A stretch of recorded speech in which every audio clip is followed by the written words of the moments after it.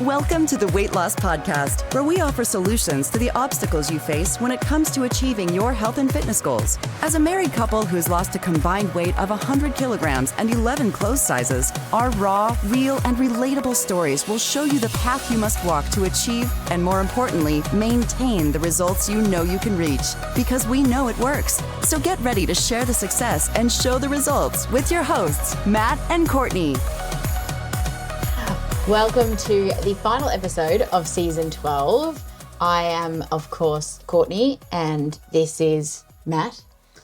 G'day, and as always, if you're new to the show, every season we wrap up the season with a Q&A session. So we take a bunch of questions from people just like yourself, and without much notice, we just sort of answer them as best as we can, and sometimes it becomes a shit show. Yes. Other times we can be helpful. Today will probably be a bit of both. Yes. So we've got a few questions here, Courtney. Do we? We do indeed. So let's dive in. Let's get stuck in. All right, you guys are absolutely inspirational. I started to listen to your podcast and now got my husband into it. My husband and I work out at the gym 3 times a week, 2 weight training days and 1 cardio day. My question is, do you ever start doing more than 3 days a week at the gym?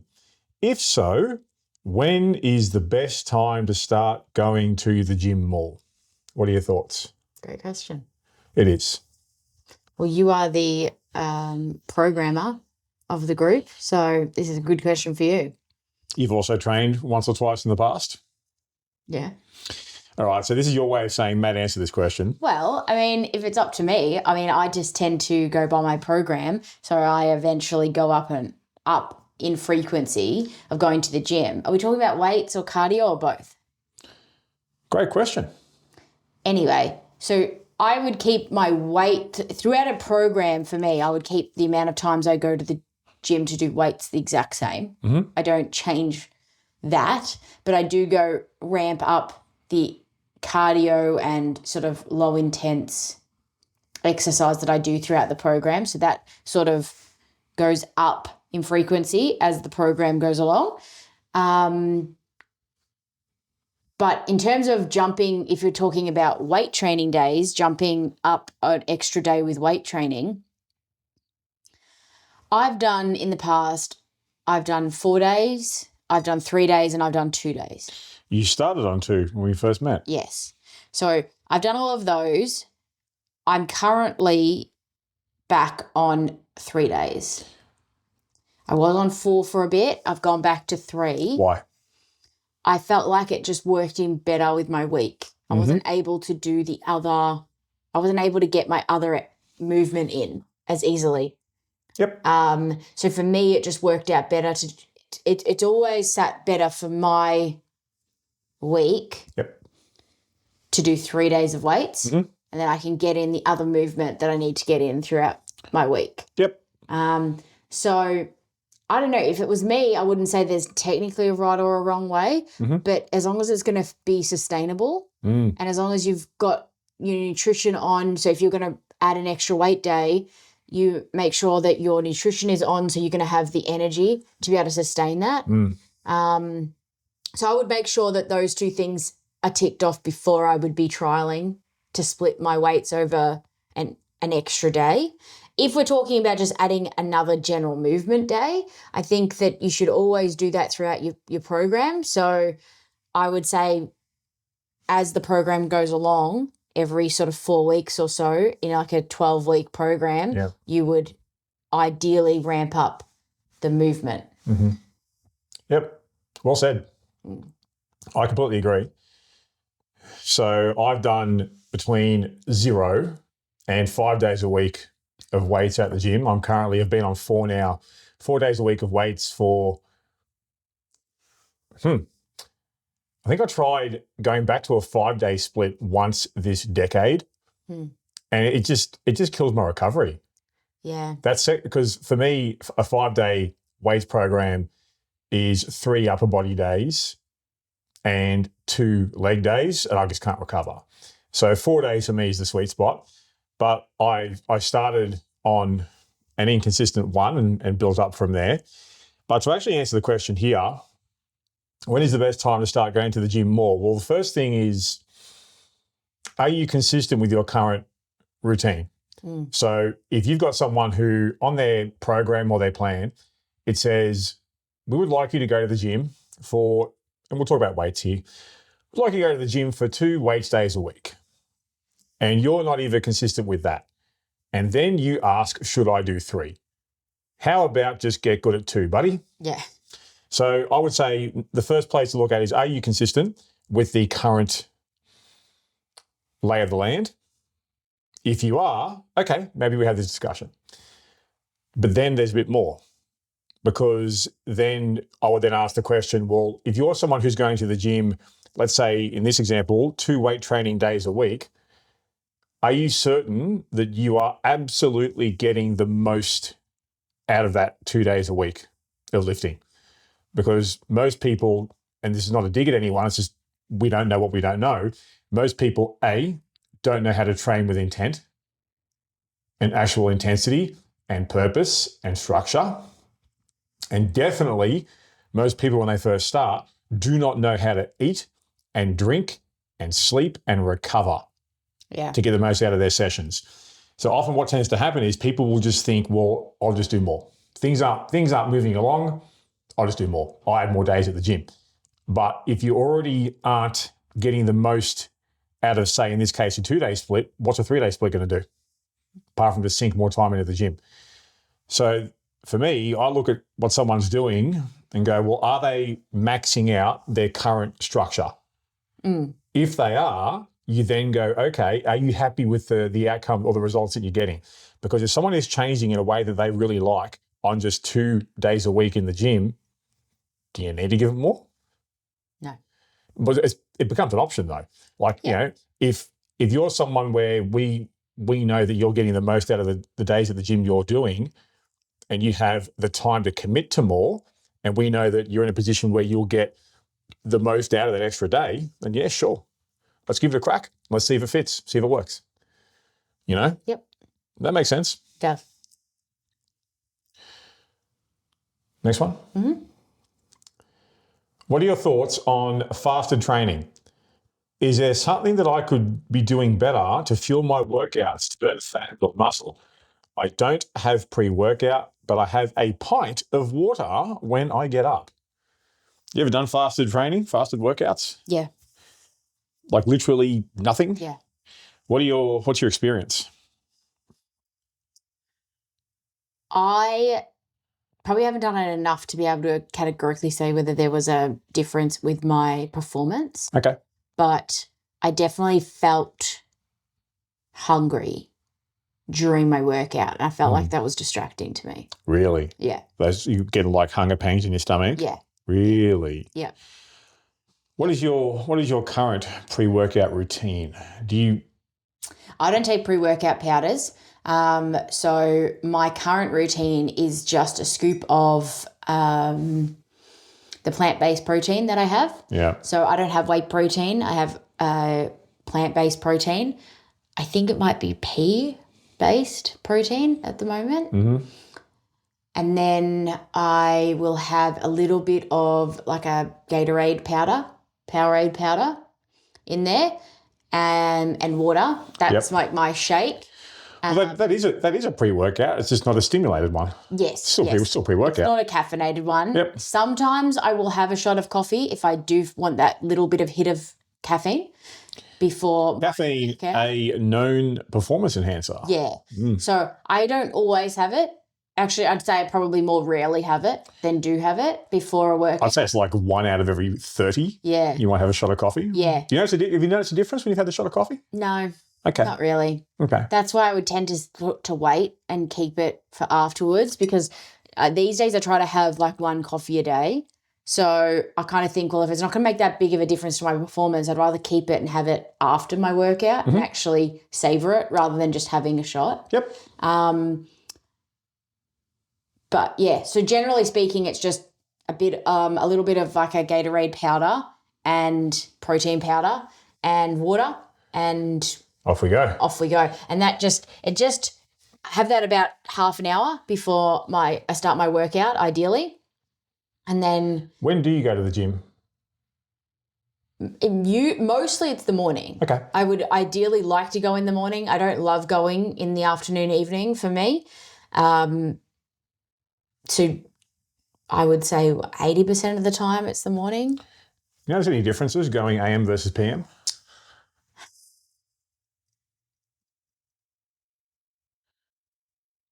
I feel like I'm more tired and fatigued in the PM. That also just could be mental, because if I'm going in the PM, I've usually come straight from work. The gym's busier. That is always fatiguing, yes. So I do wonder if it's more mental than physical fatigue that I would experience there. I don't know, but I feel like I'm probably more fatigued if I work out in the afternoon, evening compared to the morning. Your personal preference is AM where possible? Yeah. I do not like fasted training. I've done it. I feel like shit. Yeah. My muscles feel empty might be the word. You feel hungry? Do you get hungry during your I don't so much feel hungry. I feel depleted. Yeah. So my muscles feel empty. My whatever limbs I'm using on the day, like let's use leg day as an example. My legs feel heavy, but they just don't have much juice in them. There's just not much pop or power or explosiveness. I don't perform my best fasted at all. Like Your pre-workout routine. So for a long time now, and when I talk about fasted training, it's not necessarily about I eat a meal before I go to the gym, though I have in the past, and it has actually been fine. Yeah. Plenty of people eat a meal before going to the gym. Yeah. I usually these days, like I've done gym sessions at every possible time you can think of. Yeah. Like even to stupid o'clock late at night before. I have done that, by the way. If I've recently eaten a meal and then I have to go to the gym because it's like the only time that I can fit it in my day, I will sometimes not have a shake, my protein shake, because I feel like I've just eaten and I don't want the extra heaviness in my stomach before I'm working out. Yeah. So that sometimes I've done that, but I didn't include that because I don't consider that fasted training because I'm not really fasted, like I've just eaten. On that subject, when it comes to, for example, eating a meal of some kind before a training session, I've done it before a weight session and I've done it before cardio sessions. Do not recommend doing it before intense cardio sessions. Do not recommend at all. No. Weights, I felt very good on that. Yeah. But back to the topic of fasted training itself, like not a fan, never felt good, wouldn't recommend it. My routine for a long time now, because I usually will go first thing in the morning, up and go, just get it done. So I will often have a small bit of protein powder, some sort of minimal ingredient pre-workout, like what can I say, better alanine, just I get along with it well. The spider sense tingling, it's just a novelty that's never worn off. And that's sort of where I get my caffeine from. I'm not a major coffee drinker, as you know. Yep.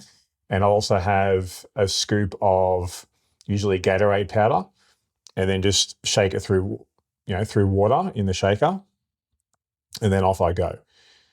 And I do notice a difference with that, where if I didn't even have that, the performance is, the power isn't there. And you're about half an hour as well before you work out? Absolutely. Yeah, for sure. Like I've done timing where I've done pre-workout supplements directly, like straight before I jump into it.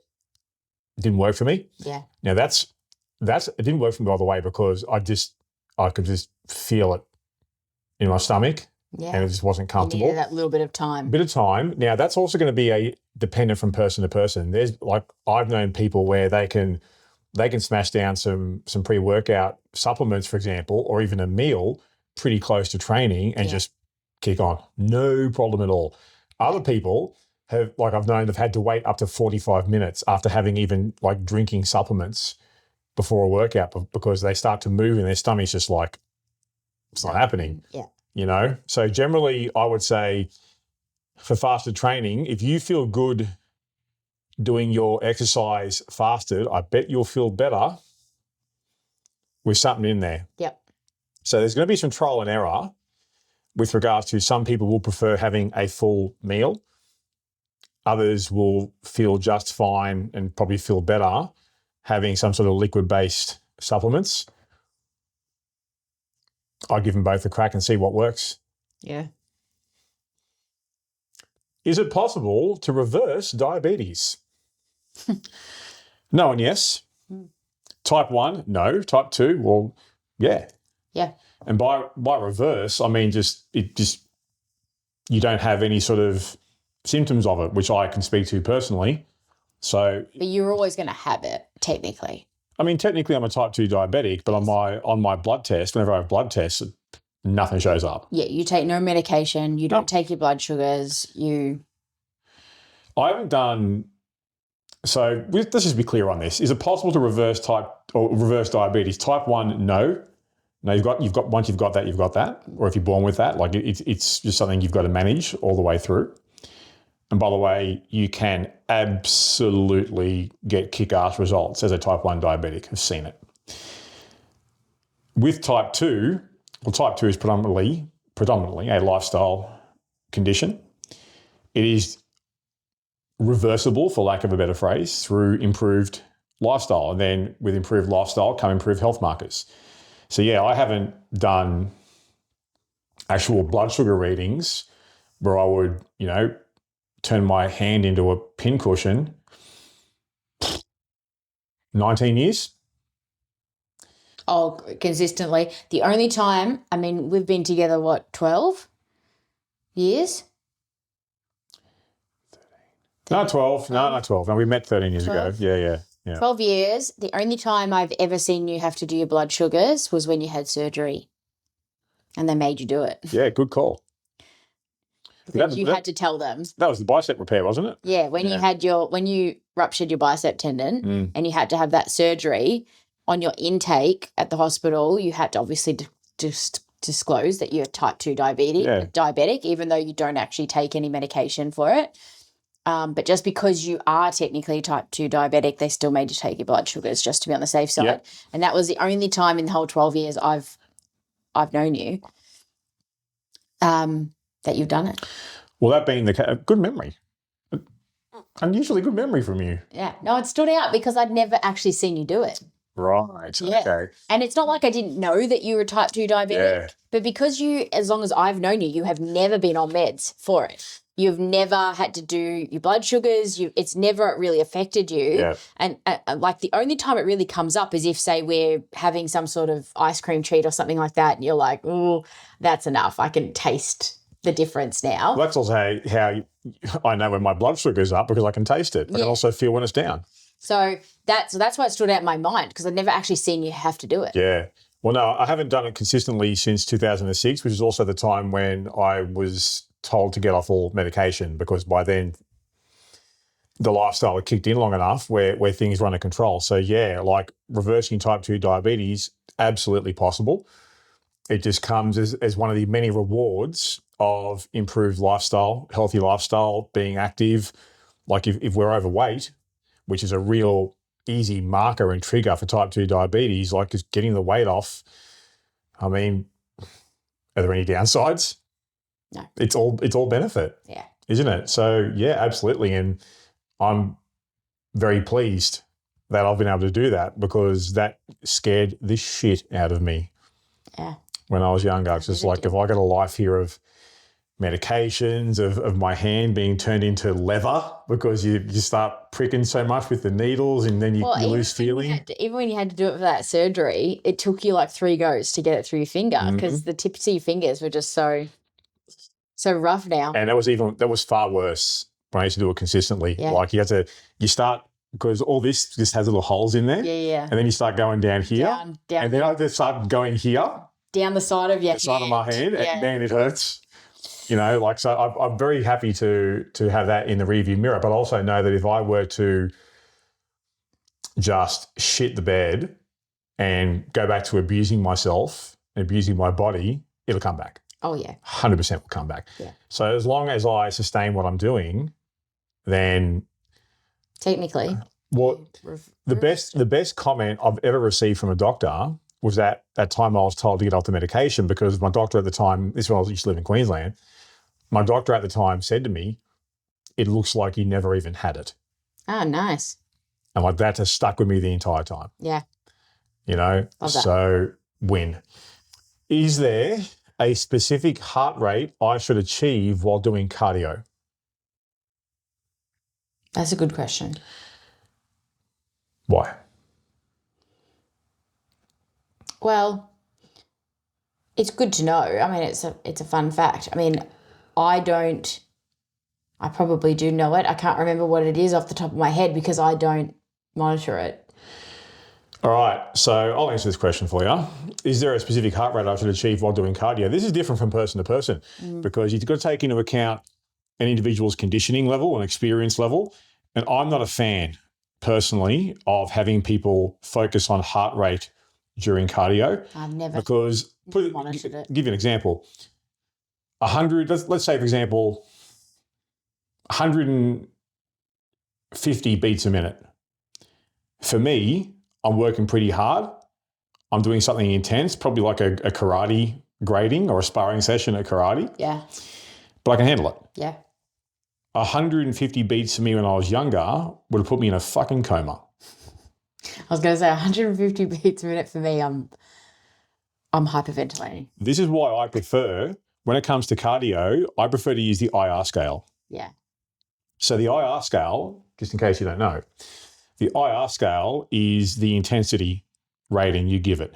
And this is real simple because it's a universal application you can put to every single person and they can then adapt it to where they are. So on a simple scale of 1 to 10, how hard is this? Because that takes into account the individual circumstance. So let's say a 9 out of 10 difficulty on the IR scale, for me, might be different to the next person, but I can then relate it back to myself every single time. So this is whenever a client has asked me over the years, you know, like I've been sent and I've been shown plenty of heart rate monitors through the course of cardio sessions. And it's like, oh, what do you think of this? And my first response, like, it has never changed. How hard was that? Yeah. On a scale of 1 to 10, how hard was that? And the response to that question tells you if it was actually effective or not, because it might be, oh, it was, you know, a bit huffy and puffy versus I almost fucking died. You know, that was a 10. Yeah. So I never recommend going for a specific heart rate. Just go by intensity rating. How hard was that for you? How hard were you working, honestly? And that way, it is an apples to apples comparison for the individual from session to session to session. Yep. Hopefully that helps. This is a good one. Why can't it be easier? Please. Why can't this be easier? That is the question of the century. Really? Any opinions on this? What's your first reaction to that question, apart from giggling? I wish. We all wish. Why? Like what? You couldn't. It's an impossible question to answer. It's just probably why you asked it, because you probably also know that it's an impossible question to answer. It is. Why is it so hard? I don't know. It just is. It's hard, and we're all made up differently. There are some people out there that wouldn't find it hard. There are some people out there like me that find it incredibly hard. It's not just that we're all made up differently. We're all going to store fat differently. We all lose fat differently. We all enjoy different things, you know? What do you find hard about this? I find the hardest thing for me would be a mixture of trying to decide on what to eat, because I'm somebody who gets sick of food really quickly. And I have to enjoy my food, otherwise I won't eat it. Most people do, which is fair. Exercising is difficult for me. I'm going to push back on that. You don't miss exercise sessions. No, I didn't say miss them. I said it's difficult. It doesn't look difficult because you're so consistent. Yeah, but it doesn't mean that I like it. Yeah. It's difficult because it hurts. Like, I mean, it's when you really look at it, you break it all down, right? To lose weight and to have a complete lifestyle change, like we talk about, you're making sacrifices. You're always going to make sacrifices. If people say, oh, you can get the body you want without sacrificing anything, bullshit. Because if that was the case, you'd already be thin and fit and whatever. You're not. You're not, so you have to sacrifice. It is what it is. So sacrifices are hard to make because we like the life that we have. So already it's hard because sacrifices are hard. Then you add in different hardships along the way. Mental hardships, you've got possibly financial hardships, you've got exercising hardships because like getting good at exercising and then having a really hard workout hurts. It hurts. Your body hurts. It's going to hurt while you do it. It's going to hurt the day after you do it. Recovery sucks. Going to the supermarket, making sure you've got food sometimes sucks. You can be someone who loves to cook all you want, but you can't tell me that every so often that you don't think about having to go and do a meal shop and a meal prep and just, ugh. So, go and survive the zombie hordes at the supermarket. Yeah. So it's hard because of all those things to me. It's hard because you're sacrificing. It's hard because it hurts. It's hard because you're making mental changes as well as physical changes. It's hard because you're implementing new structure into your life that you've just spent the last X amount of years doing something completely different. Or nothing. It's hard because there might not be people around you that are doing the same thing and you feel like you're out on your own. It's all these things are hard on their own and we're asking ourselves to do them all at the same time. So it's hard. Like, it's just hard. Whoa. I don't really know what else to say. It sucks and it's hard. Why is it so hard? It's hard because of that. Would it be great if it was easier? Yeah, it would be. But to me, people say like, oh, I wish that there was just a pill that I could take and, yeah, we all wish that. But you've got to also remember that with an easy option, there's always going to be a hard. There's going to be a hard in whatever you do. Whatever you do. You have weight loss surgery, there's a hardship. Could be multiple. You take some sort of weight loss drug, there's going to be a hardship. There's going to be a hardship in any option you take. So don't look at these other options or these other people and think, well, they have it so easy. I guarantee you they don't. I guarantee you there's a hardship in there. That's why social media is such bullshit, because they only show you the good stuff. There's hardship in every single way someone decides to do something where they're changing their life. There is going to be hardship. And it's going to suck at times. And I don't know how else to answer that other than why, because when you are making big changes and you are making big decisions in your life, there is going to be certain things that are going to be hard about it. Yep. And that's just the way that it is. Life is hard sometimes. There's parts about life that is hard for everyone. Why? Because it is. I don't really know how to answer the why part. I'm just letting you cook. I honestly don't know how to answer it. To me, it's a struggle. It's a mental and physical struggle. That's the hardship. Reckon I can take a run at this one.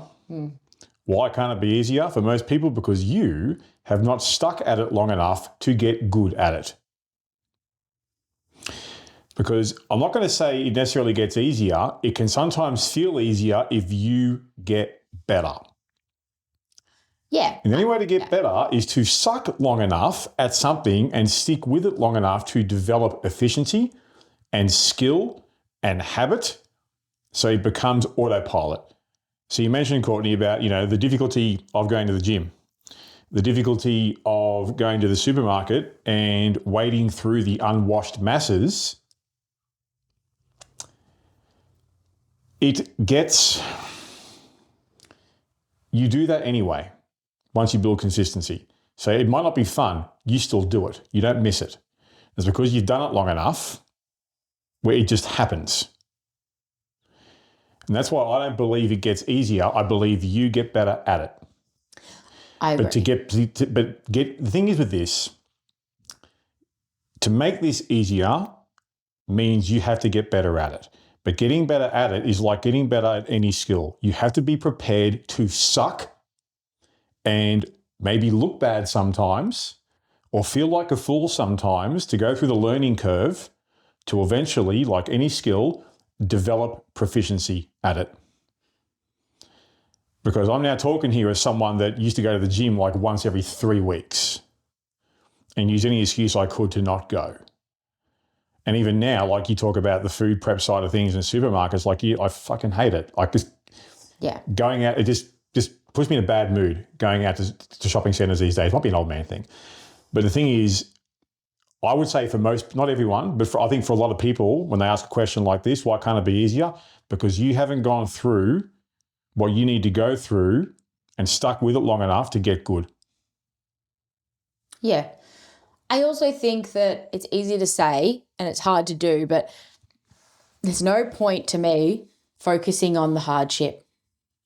I just think it's a dangerous mental state to go down. Well, that brings up another thing. Why can't it be easier? Are your expectations of how this actually works realistic or not? Have you gone into this thinking this should be easy? That's on you. I think you have to almost embrace the fact that it's going to be hard, that every step of the way is going to be hard. And then if it's not hard, it's a bonus, right? But to me, I don't expect a lot of stuff in my life to be easy. Like I don't really have that expectation. And I feel like we get into a stage, especially in this day and age, where we get instant gratification on so many things. And I think the time that it takes to implement change in your life in a really organic way like this adds to that hardship because you're not getting that instant gratification, right? And that's where we speak so much about small wins, and we speak about making sure that you're really focusing on the things that you're doing right to keep pushing you forward. But I feel like we need to focus less on, oh, this is hard, this is hard, this is hard, this is hard. Okay. If you keep that in your mind, then literally every step you take is going to be hard. Well, also, to be fair, if it was easy, you wouldn't value it. You wouldn't value the outcome. You wouldn't value the effort. You wouldn't feel the sense of accomplishment. You wouldn't feel the sense of pride. And you also wouldn't develop the ability to do hard things. No. Because the thing is, easy doesn't build strength. It doesn't build character. It doesn't build resilience. Yeah, in literally every phase of your life. Like you have to go through different hardships in your life. It doesn't matter whether it's this or work or family or whatever.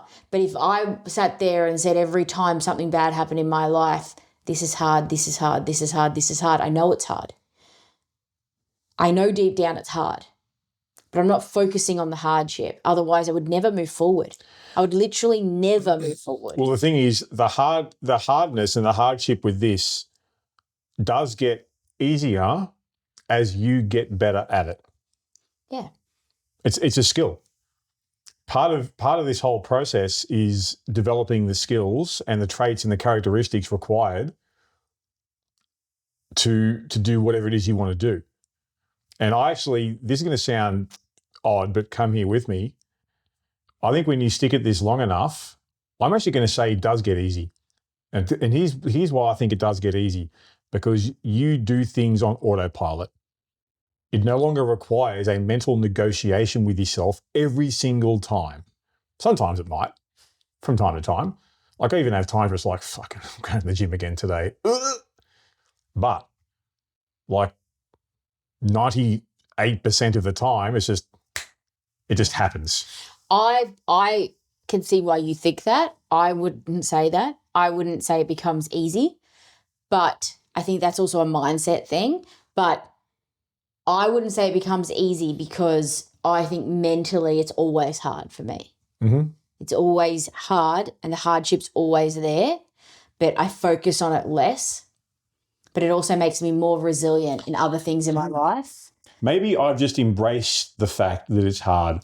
I think that mentally, I think everyone has a different mental outlook on this sort of stuff. Like you definitely have a very black and white attitude towards things. And once you have the attitude of once you've decided to do something, it's happening. Like you have a very headstrong black and white attitude on things. Whereas someone like me I live in a very grey space mentally. So, I get anxious easily. I can get into a really negative headspace easily. Things like that can happen to me and I can spiral.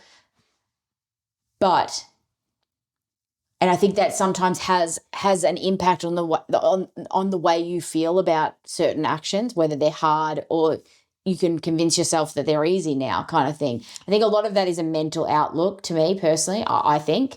But so that's why I wouldn't say that it becomes easy, but I do definitely 100% agree with you that the more routine that you can make this, that's why we say it's a lifestyle change, because you're really implementing this as a new routine in your life. So the more routine based that it gets, like me with the exercise, right? My exercise sessions don't become less hard. They still hurt. My body hurts. My body hurts the next day. But I don't question going to the gym because it's such a routine. So to me, I agree with you that it becomes easier to do the actions that you find really hard because you don't think about doing them. You don't think about going to the gym and it's going to hurt. I never think actively while I'm driving to the gym, shit, this is going to hurt. I really don't want to do this. This is really hard. Yeah. It's a routine-based action. So I think that becomes doing the action. It becomes a lot easier and I don't overthink the action. Doesn't mean that it's less hard. I just don't let my brain focus on the hardship. I know it's hard and I've moved past that. I've accepted it. It's hard and I've moved on. Yeah, okay. This must be from a question from a PT, a personal trainer. Why do I struggle to relate to clients? It's a pretty broad question. I don't know, but we could discuss some options potentially. I reckon I can answer this question. Why do you struggle to relate to clients? You are probably working with clients who haven't gone through what you've gone through, or you haven't gone through what they've gone through. Because relating to people is empathy. I agree. And empathy comes from experience. So this is where I would start if I was a PT. If I'm working with people who have problems that I have not faced myself yet in life, well, of course it's a struggle to relate to it. Yeah. And it's one thing that we've had in our business for a long time now is we only work and have worked with only certain types of people who have certain types of problems. Why? Because we can then relate to them. I agree. I don't think though that you could say that if you're a personal trainer that say they've never been overweight, you can't work with overweight people. No, you can't. No, you can't. But to some degree, you have to be able to have walked the path that the people you're working with are walking in some form. I think in some form. I think that sometimes personal trainers get too narrow-mindedly focused on the exact same concerns. I haven't worked the exact same path.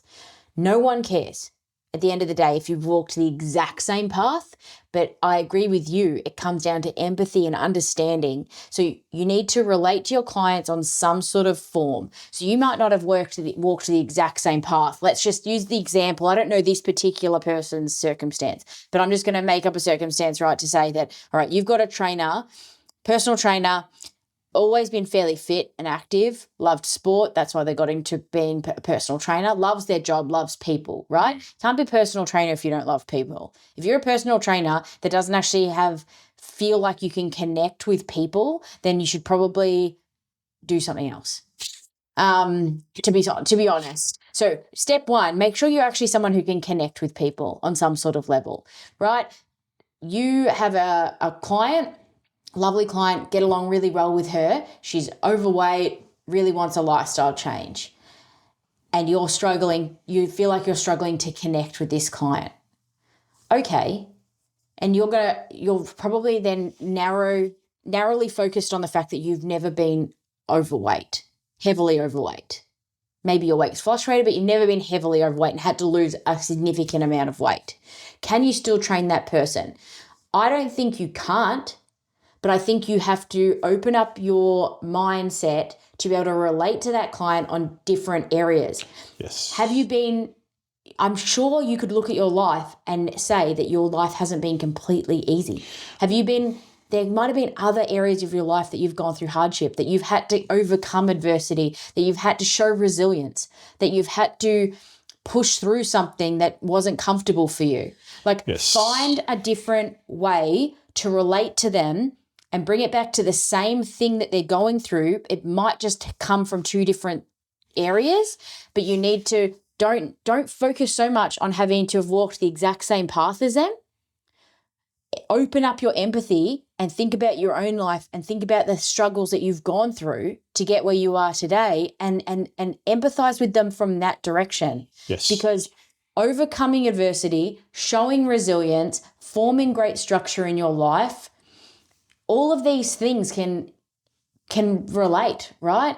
You can go through that on a professional standpoint and still relate to someone who's going through it on a overweight journey standpoint. They can still relate. Those struggles can still relate to each other. I just feel like sometimes trainers are too narrow-minded on saying like, well, I haven't done the exact same path that they've done. Well, I think you're right. Well said.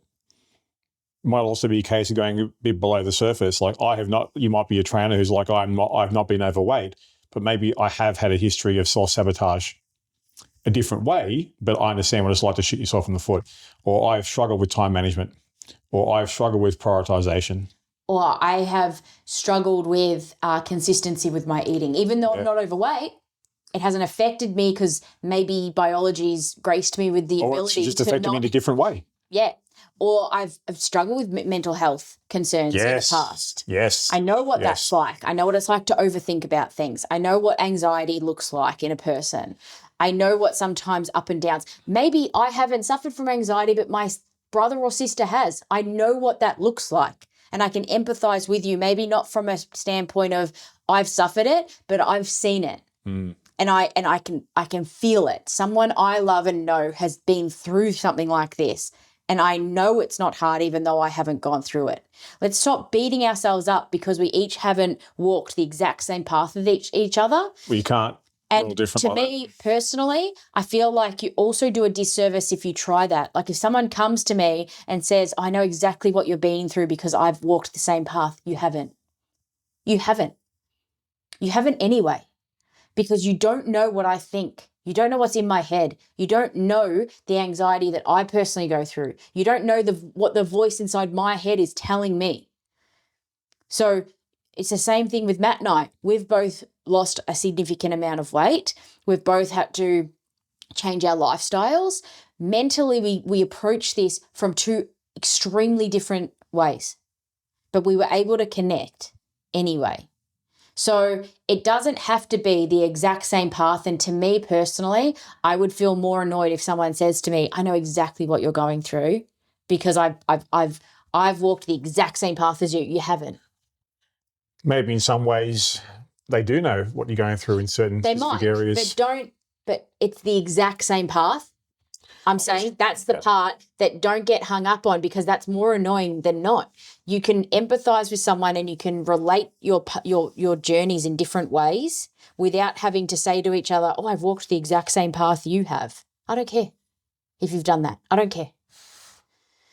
But I'll go back to my original theory. This all comes down to empathy and connecting with somebody on some sort of level. Mm-hmm. If you are somebody who is a personal trainer, you love to work out, but you don't actually ever find the ability, you're not a people person and you're not able to connect with someone one-on-one, then I would seriously be considering moving to group training sessions. Because if you want to be a one-on-one personal trainer, you have to have the ability to be able to find some sort of way to connect with people. And it is a skill you either have to work to develop or try group fitness. What's the best eating plan? The one that you develop for yourself. Tell me more. Well, you could call it an eating plan, but if you want to, I go to the supermarket to do my shop and I have an idea in my mind of the meals I'm going to cook for myself. So you could call that an eating plan or not if you want to, but technically it is a plan of what I'm eating. And I go to the supermarket and I buy what I plan to cook for myself and eat. I would just say this is to me, this is a pretty simple answer. This might be my black and white apparently coming out, but the best eating plan is the one you can stick to. Yeah. You know, I mean, do I think, for example, intermittent fasting is a fucking joke? Yeah. But if it's giving you what you want and you can sustain it, fucking don't let me talk you out of it. Okay. If you're happy and you're moving in the right direction, you can sustain this, fucking carry on, please. You do you, boo. I think we can pretty much go to the next one, yeah? Which exercises are the best for tightening the abdominal area? One comes to mind. The exercise of what you put into your mouth. Because tightening the abdominal area is fat loss. So how we train determines the type of weight that we lose, and how we eat determines how much. So if you want to tighten your abdominal area, then that just requires improved eating consistency and habits, but also understanding and getting an idea over time of what foods work best for your body. Yeah. Versus what foods make you retain fluid or feel puffy and bloat. So eventually, and this is a key thing, like this is about to go into a bit of a digression here. So I find it very important for people long-term to learn what foods work best for their body. And people can't tell you that. Like as much as like me, for example, as much as I know about nutrition, I can't tell someone this is what you should eat. Because we're not going to know until we go through trial and error of how your body responds to certain things. Like give an example. There's a client of ours, and I know you're watching and you know I'm talking about you, where I said to her, give quinoa a try as a post-workout carbohydrate, because for me, quinoa is a 10 out of 10 food in that my body just loves it. I feel lean, I feel tight, it doesn't sit heavy in me. Where rice, on the other hand, for me, quinoa is a 10 out of 10 food. Rice is more like a 6 in that, I don't have digestive issues with it, but it just sits a bit heavy in my stomach and I just feel a bit different versus quinoa. This particular client is the complete reverse. The complete reverse. Rice feels like $1 million. And she said, when I have quinoa, it just doesn't sit right. So how do you fucking know? Yeah. You don't know until you actually go through the trial and error of just trial and error. Give it a go. What works and what doesn't. Like, look at you and I with Brussels sprouts. Yeah. Like, no sane person is going to say that Brussels sprouts is an unhealthy food. Like, it's an incredibly nutritious vegetable. You can't have them. No. I like having them by the bucket load, much to your dismay. Disgust. Courtney's garlic seasoned oven roasted Brussels sprouts, like seriously, inject them into my veins, like straight up. But they don't sit well with you. No.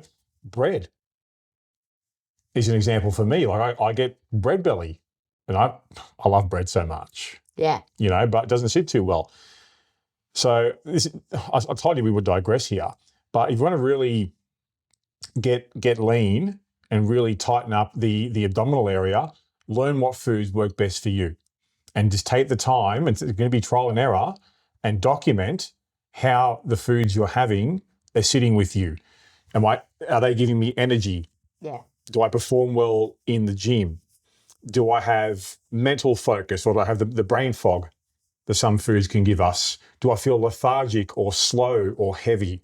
Also remember that you don't need to do specific ab workouts as part of your weight training program to be able to get good definition in your abdominal area. Well, the thing is, literally most exercises that you do in terms of weight training, you need to engage your core muscles for posture or for strength. So it is all going to help.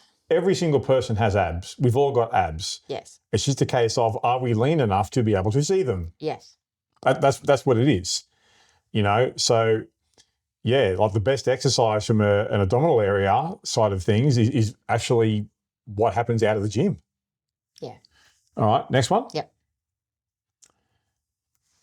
How do I stick at it? Coming out with all of the big questions today.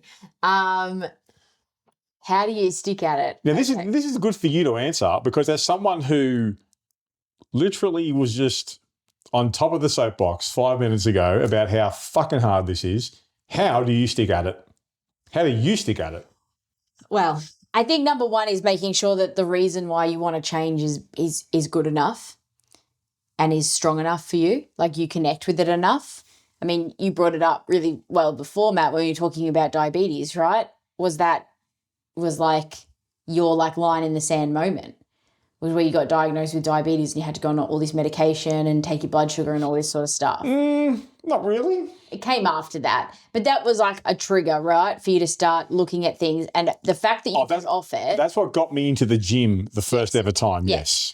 So we can have these line in the sand moments. They might come from something really big like that. They might just come like me, where I just got so fed up with the way that I looked and I felt that I just was desperate to make a change. Mm-hmm. I could just feel it in myself that I was ready for this. Like whatever was going to come my way, I was ready to make a change. I was sick of the way that I looked and I felt. Is that like where you're at the stage where I don't give a shit what it takes?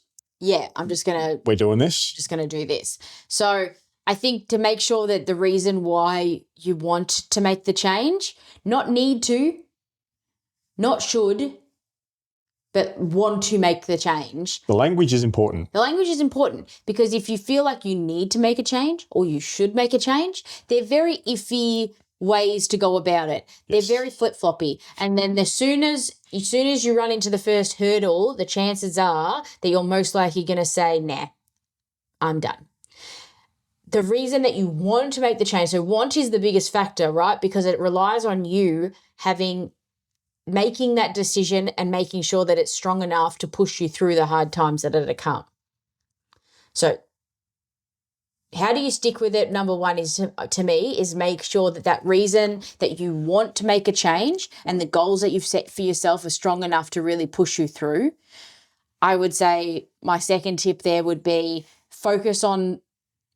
don't just focus on how hard it is. Don't just focus on the bad things. Just don't focus only on the negatives. Make sure you keep focus on the good things that you're doing, the good changes that you're making, the positive effects that you're having on your life, on your mood, on, just small wins along the way that you're making progress with. Make sure you're always pointing those out to yourself, celebrating them.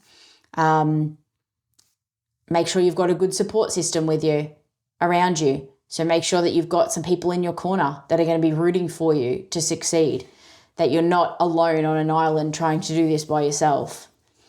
I would say accept the fact that sometimes it's going to suck. I would say accept the fact that sometimes you're going to make mistakes. Sometimes you might take 2 steps backwards, and that's okay. That's okay. Yeah. This is a long-term change. Get the mindset already. Set the expectations for yourself that this is a long-term change. This isn't going to happen overnight.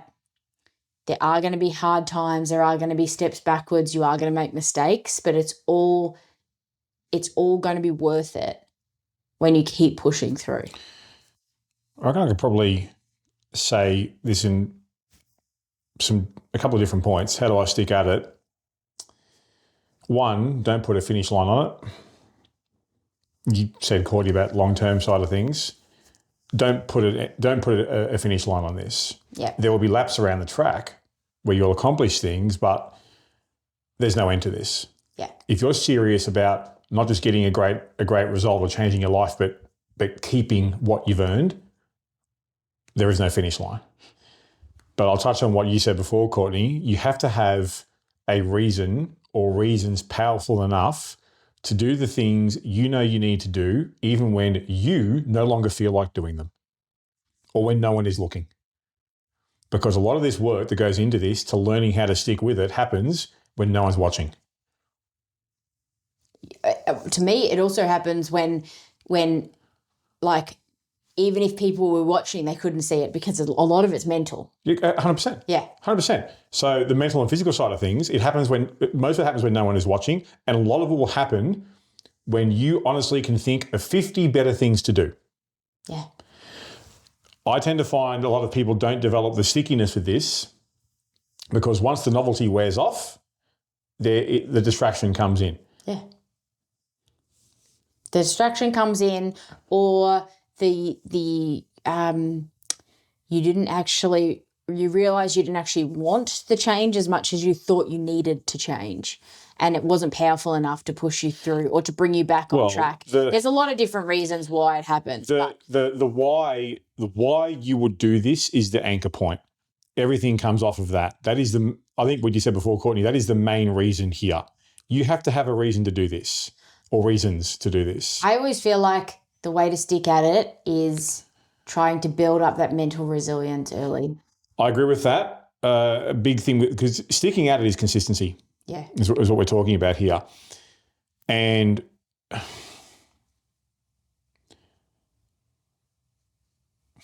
sort of when we're talking about consistency, it's just developing that find a way mentality of I'm going to find a way to do what I have committed to do or know must happen, even if it's no longer convenient. Yeah. That's where that mental resilience comes in. The resilience, but for me, really with this, it's what I call like the find a way mentality. I'm just gonna make this work. Yeah. Like I have in other areas of my life. Yeah. I'm just going to find a way. But you have to have that anchor point of why I'm doing it, because ultimately this is work. Mm. You know, what outcome am I working towards here? You said it very well. Next one. Yep. How are we going here?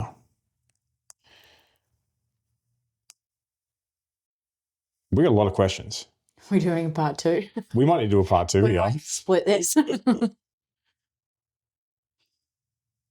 Can all the family eat the same food as me on a diet? I mean, what's the fucking diet you're doing? Yeah.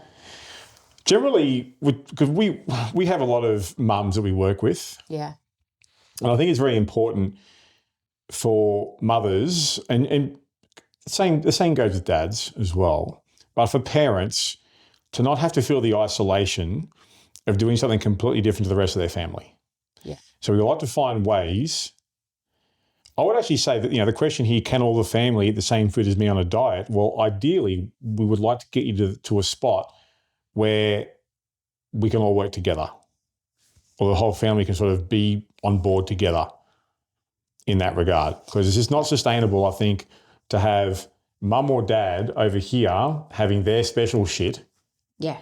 And having to cook completely different food for themselves as the rest of the house. Yeah. Like that's not fun. That's not sustainable. I don't think it's realistic. Like I wouldn't do it. No. Fuck that. It might be okay at the start, but it'll get frustrating really quickly. Well, I think if you're listening to us or watching us and you've had to go through this in the past, where you've done a program or a diet or whatever, where you've had to cook completely separate meals for you versus the kids, your wife, your husband, whatever, like, man, that would fucking suck. And you know it sucks. So I think getting you to the stage where if you need to make certain tweaks, which often you're going to have to anyway, because, kids have different tastes, like you and your other half may have different preferences, but, if we're having it where we're predominantly cooking similar bases and I might be making little tweaks from person to person, that's very different to like, oh, I've got to cook this thing from scratch for me and then this thing from scratch for my other half and then for the kids. Like, fuck, that would wear me down. Yes. So I would say you would look at the plan/diet that you're doing and go, well, is it asking me to live a separate life to the rest of my family? If the answer is yes, I would really think long and hard about following that. Yeah. There has to be a way to incorporate it in a realistic way. Different to saying you've all got to eat the same shit. because you don't. But there has to be a way that we find a sweet spot where it is minimized to a realistic, sustainable degree. Yes. Anything you'd like to add to that? No. Okay. What is your idea of a healthy lifestyle?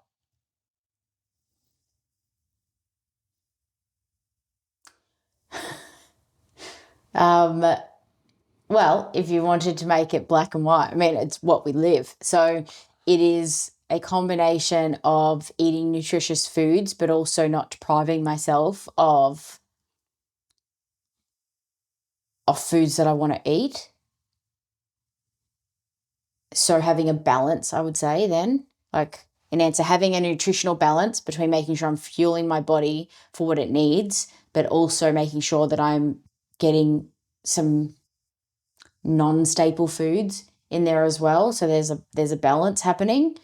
I would say it's hitting sessions in the gym.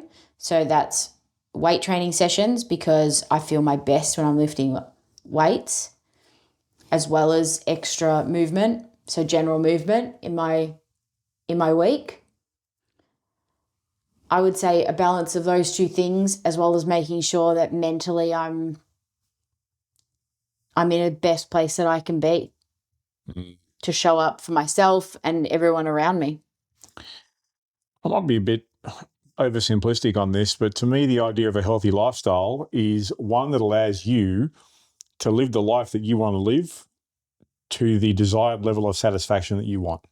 Is that a perfect way to put it? Then you just go to, well, what's involved in getting that? Because the destination determines the path to get there. So what do you want? What's going to make you live the life you want to live? What's going to make you happy? Then what has to happen for that to occur? So, you just illustrated, Courtney, some process-based things there that gives you the lifestyle you want to have.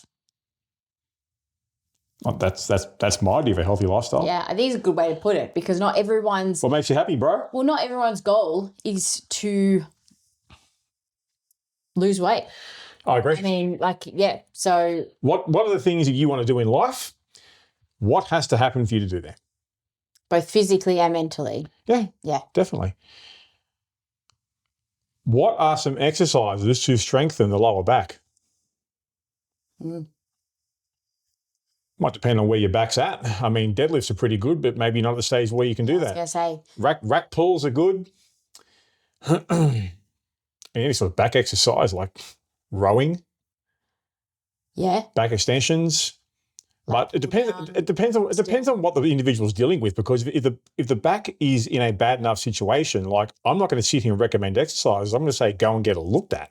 Well, it's a hard thing, because the lower back is a very specific area to strengthen, like that you're asking for. So I would say as well, if you're suffering from lower back issues, potentially maybe doesn't need to be strengthened as much as other areas need to be strengthened to compensate. It might be your glutes. It might be your abdominals because your posture's off. It might actually be your upper back because your posture's off. It might be your hips. So that it could be other things. So there's no point saying right now, well, these are areas to focus on with your lower back, because the lower back is a very specific area to ask for. So I would say if you're suffering from lower back issues, I would consider getting it checked, because you might actually be able to strengthen your lower back by focusing on other areas. I know for me, a lot of my prior lower back discomfort actually came from my hips.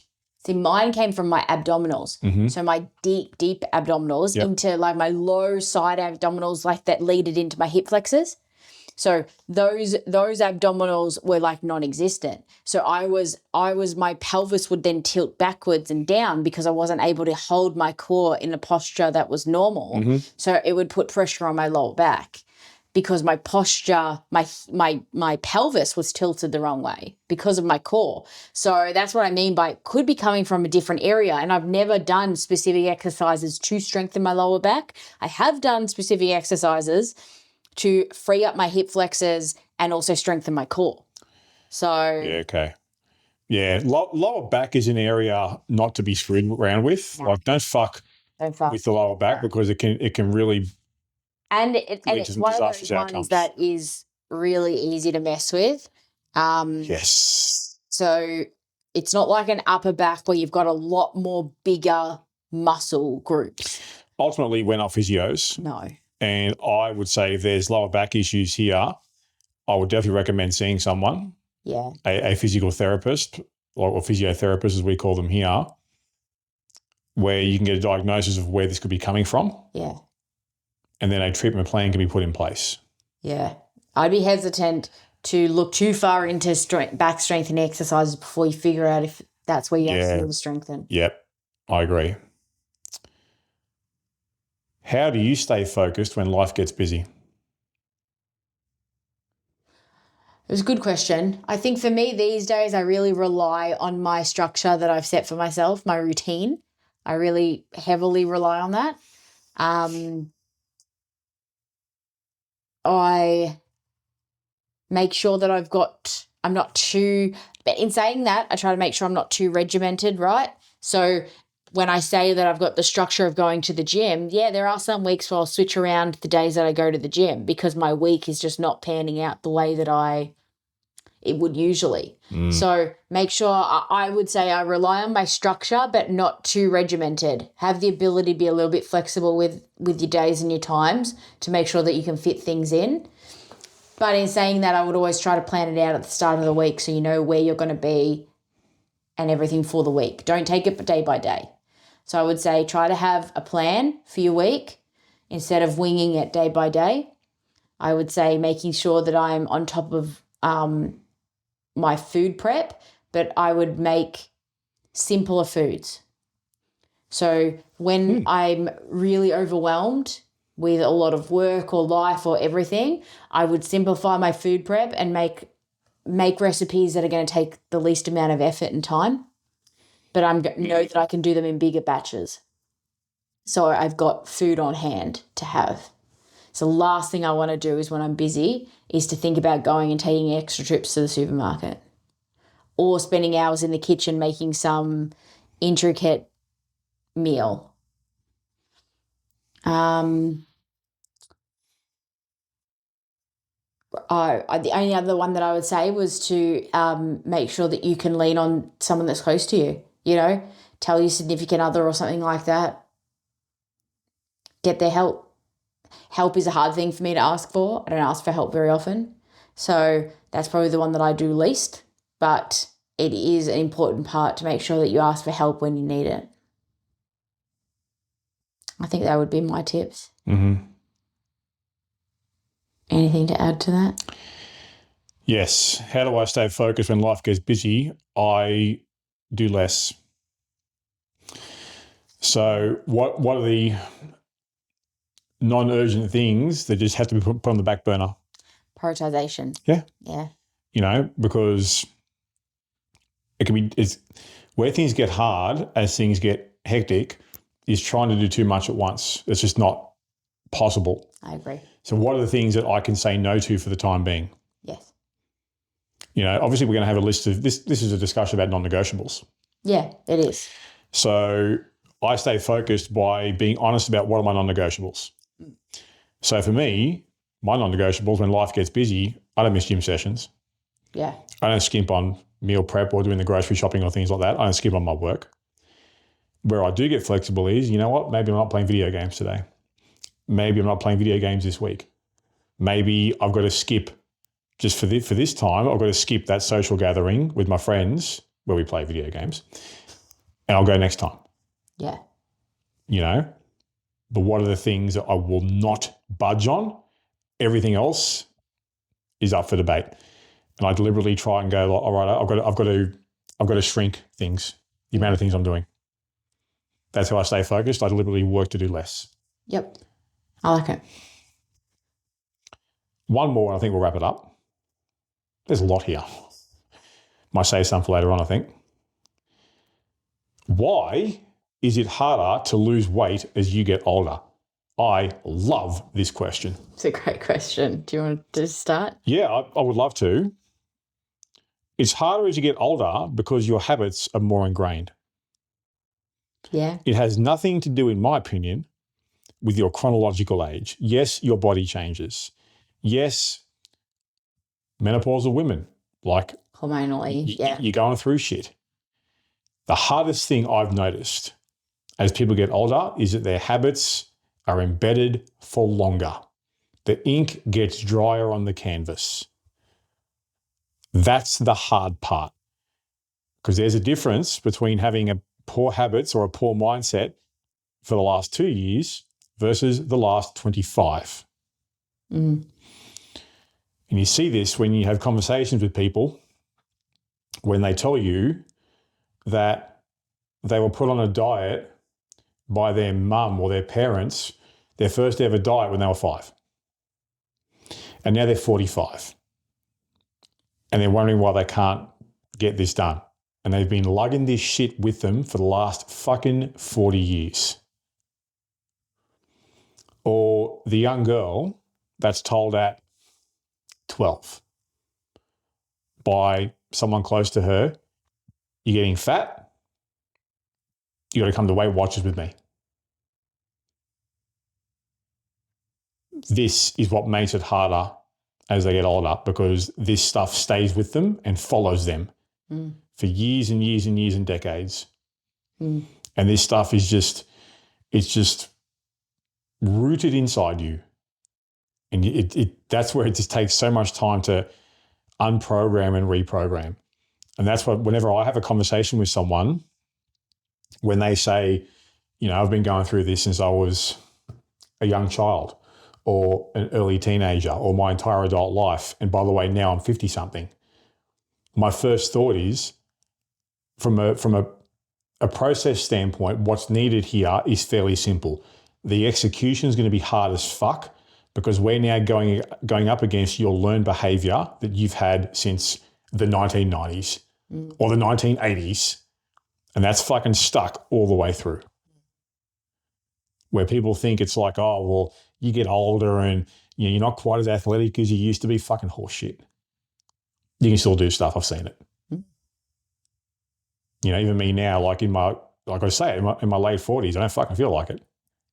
Yeah, I mean, I totally agree with you. I think what you're saying, to wrap that up, is that those other factors, that it's not that they're not factors, but you think that the biggest factor is that the time you've been doing, the time that you've been doing your old routine has an impact on the like how hard it is going to be to start. It is by far the number one determining factor, because, like, for example, exercise programming for someone in their 50s is a fucking walk in the park. Like, it is I can do it in my sleep. Yeah.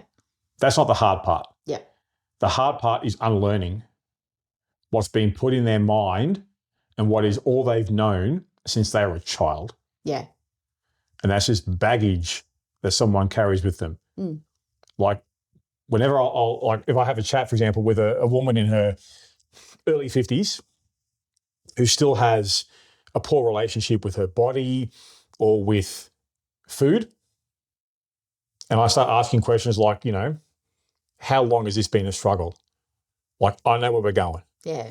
We're going back to high school, we're going back to primary school, or in some cases we're going back to before their age was 2 digits. Yeah. It's like when they're less than 10, it's getting in their mind, because it's coming down. Sometimes it's coming down, unfortunately, from other people in the family, because often this is like a generationally learned problem, is like issues that like one or both parents have comes down to the child. Yeah. You know? And it's like, no wonder people just, you know, have such poor relationships with themselves, with food, with their body, with how they view things, is because it's been learned. Yeah. You know, so that's what I find makes it harder. Like the actual, the programming side of things, like, you know, doing an exercise program and things like that is so fucking easy, because regardless of age, you can figure out like what's their ability, what's their experience level, what are their goals. Like, I could talk to someone for 5 minutes, no matter what age they are, and figure out, okay, here's the exercise plan for you. Easy. Yeah. But that's not what makes this so hard. Yep. Thoughts? Because you didn't answer a thing on that. No, I mean, I think you answered it perfectly. I mean, as I said, there's other things it's not like they're not a factor. So yes, when women start to go through menopause, hormones change, things change. Yeah, definitely. So yes, that is going to be a factor. But if you're talking about the number one factor, I agree with you. Okay, cool. I reckon we wrap this up. Okay. And we've got more, which we will save for later on. Yep. That's a wrap. Oh, yeah, you've got to close the laptop. Okay. The laptop's closed, which means that's a wrap. So that will bring us to the end of season 12. Whoa. Unbelievable. Thank you. If you've made it this far through season 12, we very much appreciate it. We still sometimes can't believe that people actually listen to us speak. So we do very much appreciate you. Yeah. If you're not already a part of our Facebook group, you can join that, the Weight Loss Podcast. You really should join that, actually. So, yeah, join us at Facebook, at our Facebook group. Yeah, at facebook.com. Yeah, got it. We love getting feedback and questions and sometimes abuse. Please feel free to email us at podcast@theweightlosspodcast.com. Yes. Let's get the hell out of here. All right. We are already talking about season 13. We're planning for season 13, so watch this space. Hope you enjoyed season 12. Hope you enjoyed our first video season. Well, I would say more than enjoyed. Hopefully you get something out of this. Yes. Hopefully you get something out of the time you spend listening to us waffle on, because ultimately we're here to help. Yes. And that's why we do what we do. So thank you for bearing with us, and we'll see you soon. Bye. Are you ready to share your success? Head over to our website for full access to our show notes, resources based on today's topic, and links to our Facebook group so you can share your story with our hosts and many others out there who are looking to achieve and maintain their health and fitness goals. You can find all that and more exclusively at theweightlosspodcast.com.